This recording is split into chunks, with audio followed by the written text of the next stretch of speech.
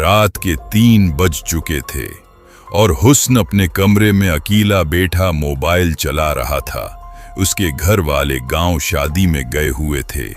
पूरा घर सुनसान था।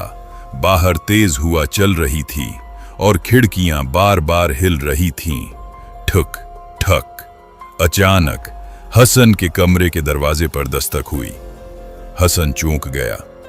उसने घड़ी देखी। रात के ठीक 3:07 हो रहे थे। इतनी रात को कौन हो सकता था? वो आहिस्ता आहिस्ता दरवाजे के करीब गया, मगर जैसे ही उसने दरवाजा खोला, बाहर कोई नहीं था, सिर्फ लंबा सा अंधेरा कॉरिडोर।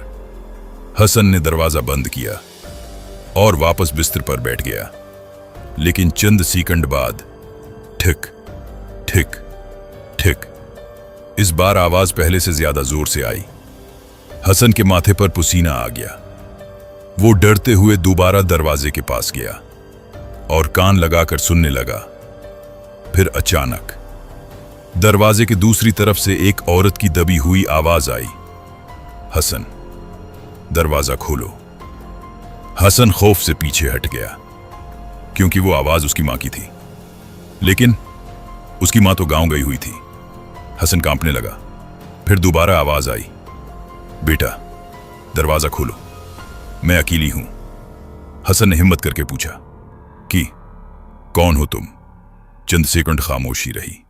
फिर दरवाजे के नीचे से आहिस्ता आहिस्ता काले बाल अंदर आने लगे। हसन की चीख निकल गई। वो भागकर कमरे के कोने में जा छुपा। अचानक पूरे घर की लाइट्स बंद हो गईं। अब सिर्फ मोबाइल की हल्की रोशनी थी। और फिर कमरे के बाहर से किसी के नंगे पांव चलने की आवाज आने लगी। ठिप ठिप ठिप। वो आवाज आहिस्ता आहिस्ता दरवाजे के करीब आ रही थी। हसन जोर जोर से रोने लगा। तभी उसके मोबाइल पर एक नया मैसेज आया, जिसमें लिखा था, दरवाजे के बाहर मत देखना। हसन के हाथ कांपने लगे, क्योंकि वो मैसेज उसकी मां के नंबर से आया था। और उसी वक्त कमरे के बाहर से एक खौफनाक हंसी की आवाज आई, हे।